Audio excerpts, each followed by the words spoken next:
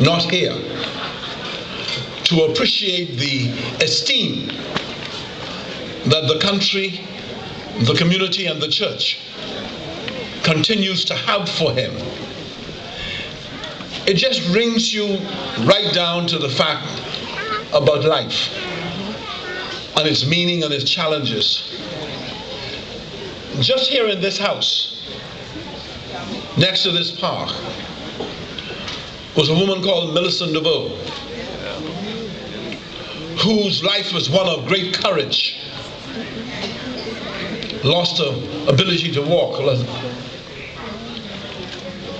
but sat there at that door, being a major participant and mover in the community. Right over there was a woman called Mama Lou, who no longer is with us, but again who decided to walk from house to house in this community on behalf of a young man she'd never met before, who happened to look like me. But there are outstanding personalities, defining personalities who've come from this community and whose life is really an indication of what it means to say that it takes a village to grow up a child. Because this was the village, and the children of the village were their children.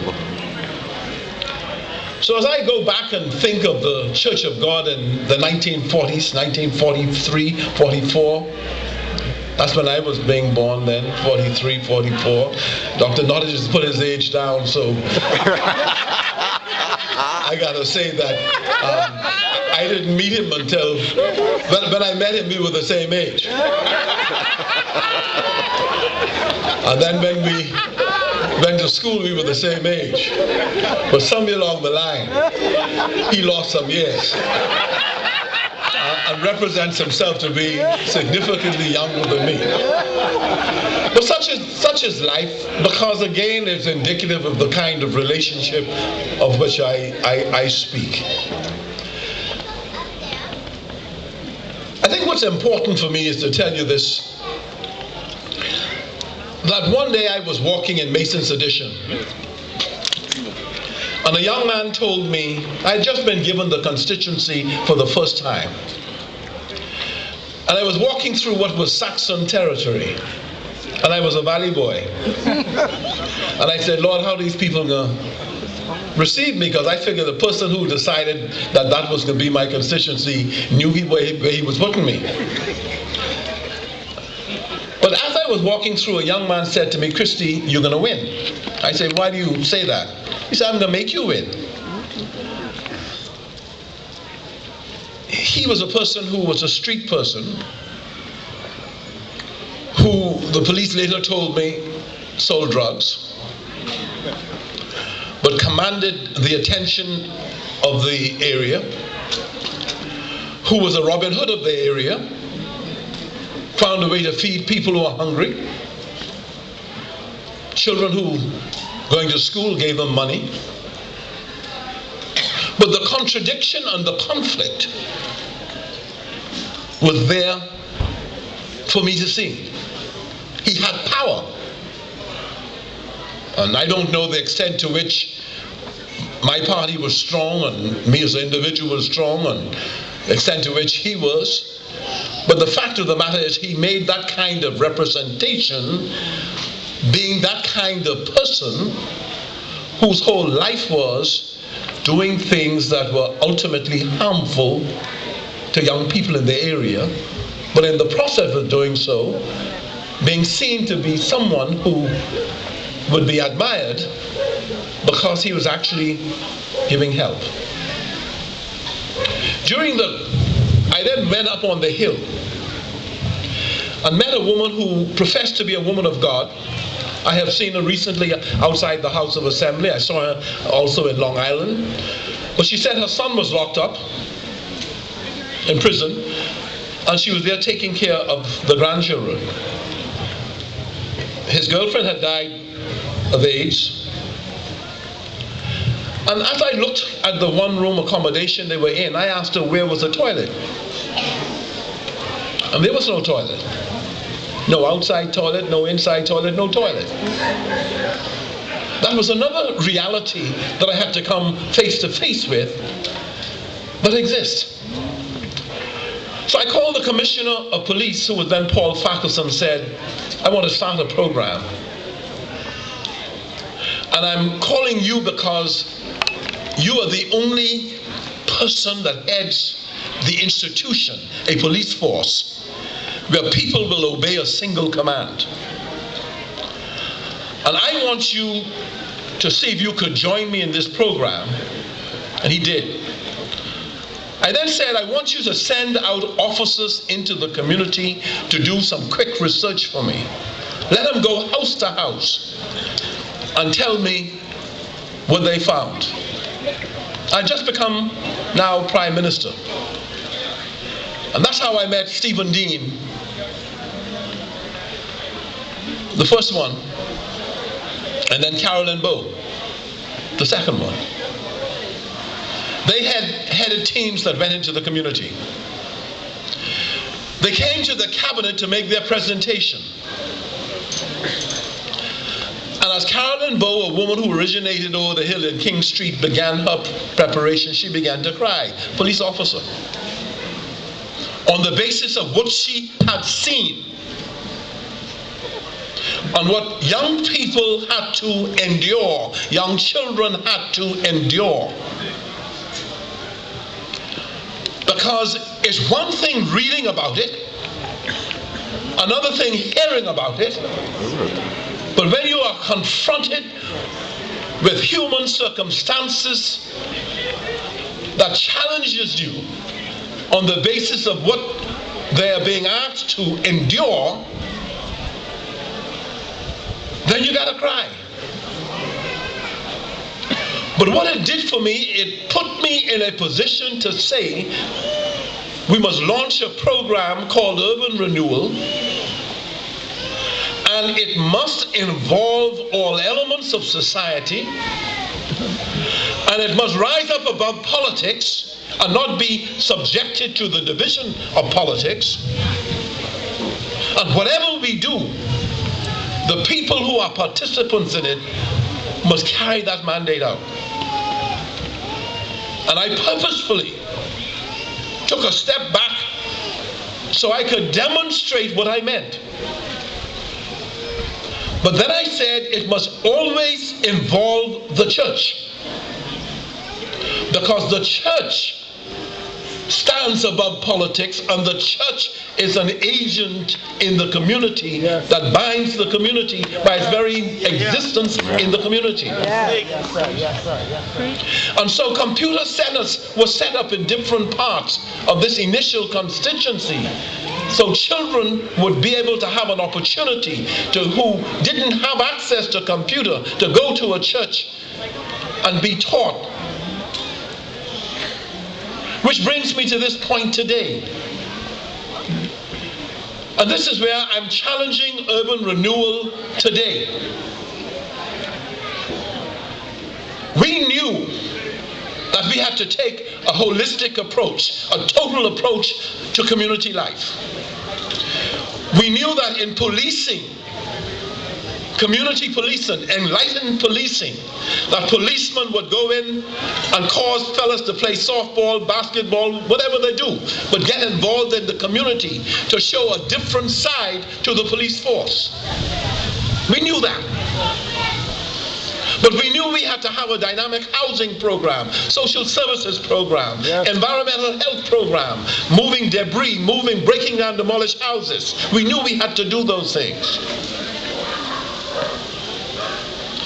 And we introduced programs, small house repair programs. Yes.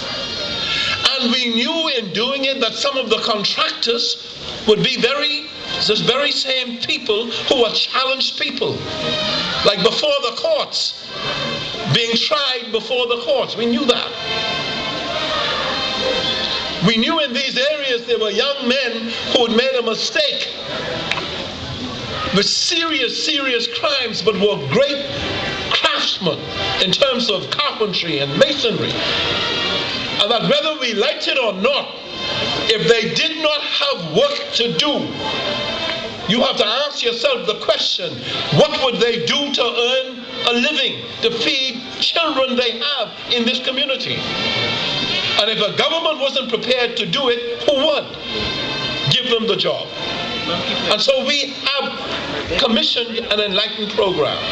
But in recent times, what we have done is that we have asked Dr. Nottage, together with the chairpersons of Urban Renewal, to commission a house-to-house survey of every house in the communities of Centerville, Bain and Grantstown, and Engliston, so that we will have ultimately a report, not guessing, but of the complete living circumstances of the people who live in that home.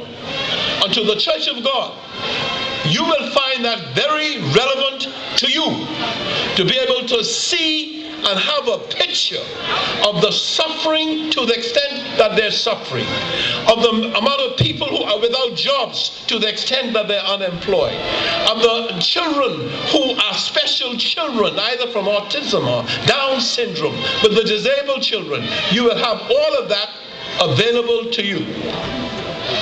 And so it's going to be very important for us, Dr. Nottage, to ensure that that survey is a public survey made available to the people of this country. And so for me, it will help us determine the amount of people who are unemployed in these areas, and to inform public policy about how we go about getting them jobs. It will tell us people who are living in circumstances where there are no toilets, and cause us to inform public policy to produce toilets for them. These are things that will happen, not may, that will happen.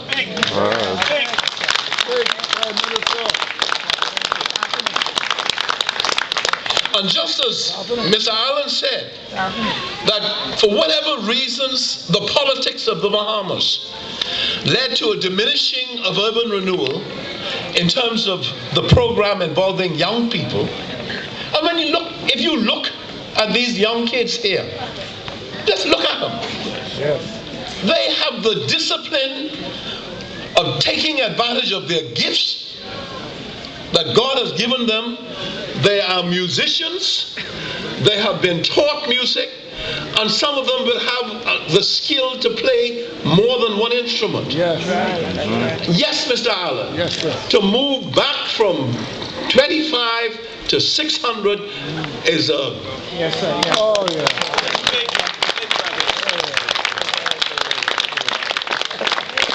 And to see the grandparents and parents who are trying to get their children in this. Listen, I want to say to the band, my mommy sent me to piano music and I couldn't play it. My mommy sent me to... Listen, I then decided to go to a man named Eric Cash Sr. He taught me the tenor sax. After about 6 months, I could play the scale. That's when I realized that God gives some people gifts. You're sitting here, you have some special gifts. You take advantage of that. I wish, listen, you know what it would have been like for me to take one of those saxophones and get up here before a political crowd and play the saxophone. That's what President Bill Clinton used to do. I don't have that talent. So one of you all who want to be prime minister of this country, keep them phones and keep them planes and get everything together. Keep your music ready. But ladies and gentlemen, I want to finalize with this. That in our country,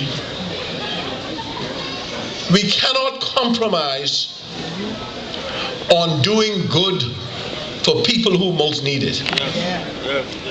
Ultimately, it's going to be the answer to crime. No matter what is said,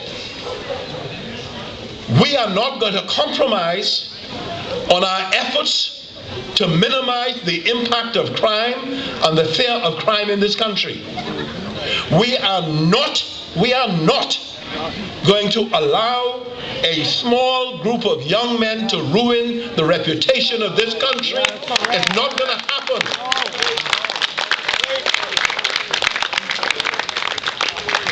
And we will continue to add the resources, equipment, technology, and manpower to the Royal Bahamas Police Force so they would have added capacity to give the coverage to these communities that are necessary. Yes. We know where every killing took place. We know where every armed robbery took place. We know where every shooting took place, every home invasion took place. We put it all on a map. And therefore we know what we ought to be doing now. So from that point of view, Dr. Nottage has the full support of his colleagues. We are not going to compromise on it. We are going to keep on resolutely going after it, and we believe the police force will continue to have success. And Brother BJ, this is where you come from. This used to be the communities where everybody knew everybody, where people didn't have to be concerned but walking up and down and leaving the house open. I don't know the extent to which we'll get back to those days, but let us say now, you're the MP for one side, I'm the MP for the next side. 60% of the robberies and killings took place on our side.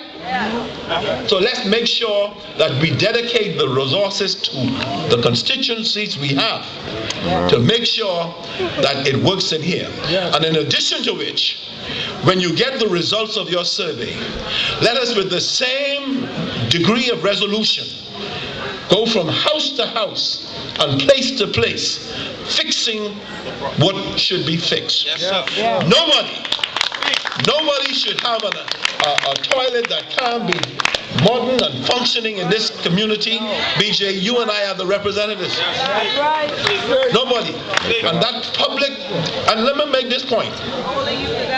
Brother Allen, you and Mother Pratt have the direct responsibility of bringing that about. Thank you, sir. The Deputy Prime Minister, right, is number 2 in the cabinet. The Deputy Prime Minister has the ministerial responsibility for urban renewal. Therefore, who's supposed to give excuse to whom? I'm the minister responsible for the money. Okay? So we can fix it. We are going to fix it around here. And we're going to give people the relief that they need around here. And Brother Allen, you and Mother Pratt should be walking through here and talking to them, doing that. Finally, to the church. I want to be able to say to the Church of God of Prophecy that there are people out here who are challenged. There's only so much that the church can do. But the church can be the eyes and the sensibility of the government. The church can put the government in a position to know what exists and to know firsthand of the suffering. You've had for generations a dynamic outreach ministry, and you must now continue with it. To Mr. Major, who is a great trooper and who've given, and this is a substantial contribution he has made. And when you add the services that he will give, then you know this is very, very relevant. And we want to Mother Pratt and Mr. Allen, we want to follow this up, okay, so that in fact, right, the Broadcasting Corporation at the very least would be able to go into the church and see the users of this, see the children as they're using it in this community. So the meaning of it, and to see Mr. Major teaching them, and the meaning of it could reach the Bahamian people. Because in the final analysis, it starts here in Sunlight Village. But everyone who watches a program like that will know that their day will come. Because you are not stopping here, you're moving out. Now, I would also want to say to the Deputy Prime Minister, to Dr. Nottage, to Danny Johnson, the Minister of Youth. Last week, we named Linkwood Street, renamed it after John Chipman. John Shipman, stand up for me.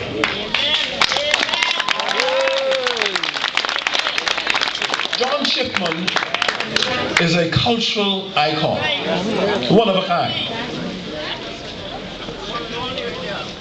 I don't want to stop the community from having a spontaneous response, but the man who built that church out there, the man who had the vision and the courage, who people, yes, would have thought was crazy. Just look at that cathedral out there. It hasn't made much sense. Look at it. But the person who built that at the time when he built it must have heard from God to want to contemplate it. But to carry it out, I would wish you to give consideration to the fact that some streets are named after Church of God. I don't know if Church of God know that, but Mr. Gibbs was a Barbadian who must need to go to your church too, right? And Mr. Odell was a Barbadian. Odell Corner and Gibbs Corner. But you got Sunlight Village, Sunlight Cottage. And if the people of the area deem it to be appropriate, we really could give the ultimate recognition of Bishop Alvin Moss.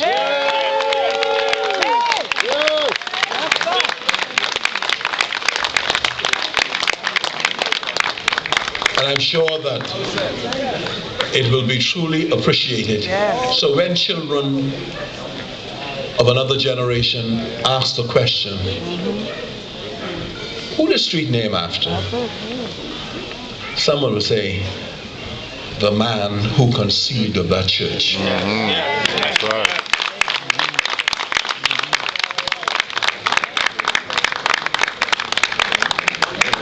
That's how I would wish to congratulate Stephen Dean and all of those who were responsible for bringing this about. I'd like to recognize that there are people who give anonymously, who don't want their names called, and who give significantly in an instance like this, that they are here in our country. Oftentimes, they are not Bahamians, but they are induced to make a contribution to community upliftment because they fully understand a country is only as strong as its communities, and that if they're going to make a donation, making a donation to the community is very important. And so, Ms. Allen, Mother Pratt, we've chosen you two to lead this enterprise. You've moved to forming a foundation to attract more donations. But we've chosen you because both of you have special qualifications. And you're using those qualifications, as Bishop Ferguson said, to the betterment of the country. And 9 times out of 10, people never tell you thanks. But I want to be able to express the gratitude on behalf of the government and the people of the Commonwealth of the Bahamas that I have the privilege to speak for at this time, and saying that this is a wonderful symbol in this community, and that the users of this court every day ought to have the reminder that healthy lifestyles is the way to go in our country. And to that extent, I'm so happy that the church will have a continuing interest in this facility. And I sincerely hope you would evangelize on this particular path, because it is one of the things that you can do very easily in this kind of environment. And so, as I close, I'm sincerely of the view that this is a really wonderful demonstration of what could happen without direct subscription from a government. Amen. Where the people of the country could bring about this kind of development, and we all sit here and say how wonderful it is. So Mother Pratt, Bishop Bulgy, I beg your pardon? No, that's Algernon? You can call me that. I can call you that. Full speed ahead with the work you're doing. Thank you. People mightn't tell you thanks, but listen, at the end of the day, when you point to all that you have done, it will be through. Oh, yeah. That's right. Oh, yeah. So, and you can't beat that. Look here, who's the youngest one over there? How old you are? Huh? 10? 10 years old. Look at that. Huh? Oh, man. You understand what I'm saying? 10 years old. My Lord and my God. Look at here. Look at here. Look at you. You're a Saxon? Yeah? No? What you are? PLB?